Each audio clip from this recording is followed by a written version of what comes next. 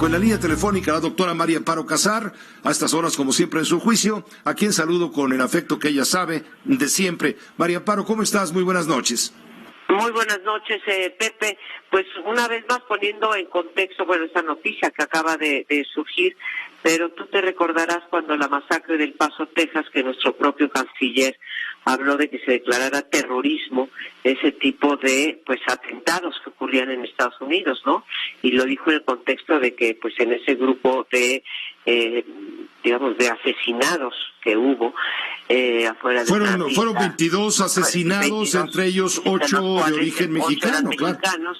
Y creo, no es el primero que lo ha hecho, pero en esas circunstancias el primero que habló de que eso era terrorismo era Marcelo Ebrard. Bueno, pues ahora se nos revierte y a raíz, en efecto, como tú dices, del movimiento de los Levarón, que van a estar aquí en México, por cierto, bueno, están ahora en la Ciudad de México y pospusieron su marcha para la petición de que se equiparara terrorismo con crimen organizado. Irán eventualmente a entregar esta carta a Washington. ¿Qué problemas le veo? A ver, Pepe, el terrorismo y el crimen organizado pues son negocios, pero no solamente son negocios, porque ya afectan la viabilidad de un país, ¿no? Y pues sí, trabajan de manera conjunta, de forma habitual en muchísimas acciones, ¿no? Ambos falsifican, ambos trafican drogas, ambos trafican armas, ambos cometen delitos cibernéticos y financieros. Entonces, sí hay una línea muy difusa de los límites de los grupos de crimen organizado y de los terroristas, pero hay una diferencia muy grande y sobre todo en el ámbito de la legislación internacional, ¿no? Cuando hay terrorismo, se ocupan, otras leyes, ¿sí? Y se permiten ciertas cosas que nunca se permitirían. O sea, México nunca permitiría que llegara aquí Estados Unidos a combatir al crimen organizado. Si por crimen organizado entiendo los cárteles de las drogas que se han movido a otros negocios. Entonces, estar hablando de terrorismo, el crimen organizado como terrorismo, tendría implicaciones para nuestra forma de combatir el crimen organizado y para la relación México-Estados Unidos en términos de inteligencia y de cooperación. Entonces, aquí, Pepe, los términos sí cuentan y vamos a tener que tener mucho cuidado, guardadas las proporciones que merece el caso, Pepe, cuando se habla de fraude fiscal y equipararlo con crimen organizado, pues hay que tener cuidado porque el fraude fiscal no es crimen organizado, ¿no? Y hacerlo pues tiene muchas implicaciones sobre los derechos fundamentales de las personas. Bueno, declarar aquí al crimen organizado como terrorista, por más que eso nos salga de las entrañas cuando vemos una masacre como las de la familia Levarón, pues tenemos que tener cuidado con esas implicaciones. En un caso estamos hablando de una cuestión de seguridad nacional, en el otro caso estamos hablando de una cuestión de seguridad pública, Pepe. Y aguas con querer estrechar los términos. Pues María Amparo, viene un asunto jurídico, lo había apuntado ayer el secretario Marcelo Ebrard, un asunto jurídico complicado. ¿Qué va a pasar si Estados Unidos declara a los narcos mexicanos como terroristas?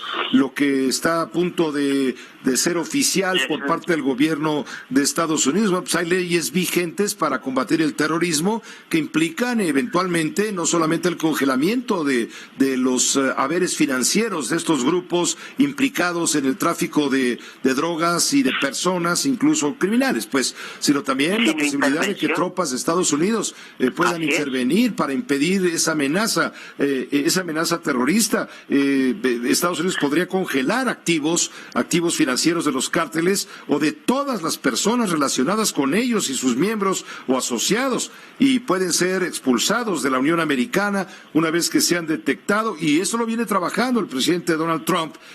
Lo hizo en una entrevista que le dio a uno de los medios más conservadores que se llama Breitbart, ¿te acuerdas?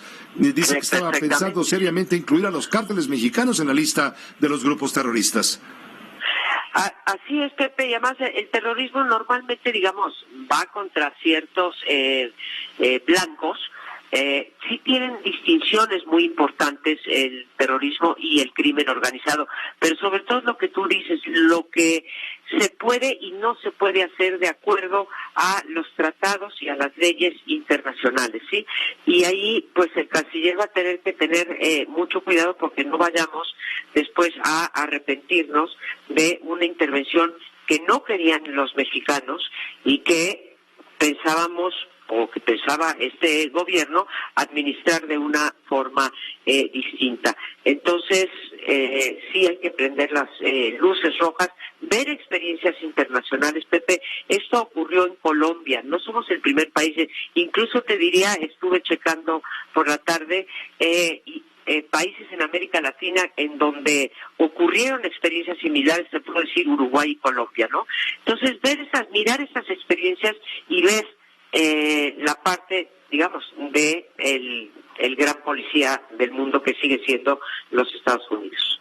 Pues María Amparo, mira, hace un momento hablábamos con Alex Levarón, uno de los miembros que ha actuado como vocero de la familia luego de la tragedia de Bavispe el 4 de noviembre, y él nos decía precisamente que se ha llegado a un punto de quiebre en la relación de cooperación entre México y Estados Unidos para el combate al crimen, y que esto orilla al presidente de Estados Unidos, con el cual los Levarón están agradecidos por intervenir de esta manera. Mira, te pongo una parte pequeña de lo que nos dijo.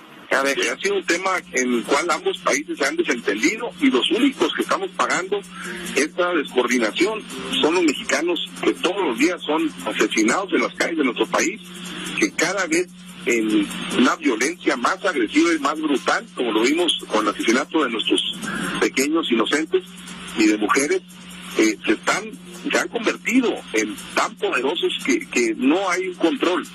El gobierno mexicano no tiene la capacidad, está claramente demostrado que no tiene la capacidad ni de inteligencia y parece que ni de voluntad, porque así lo ha manifestado el presidente de México, lamentablemente, de enfrentarlos. Entonces yo creo que es una gran oportunidad para que ambos países encuentren obligadamente. Esta fue la reacción de Alex Levarón cuando comentábamos con él al aire, en vivo, en directo, este anuncio del presidente de Estados Unidos, María Amparo.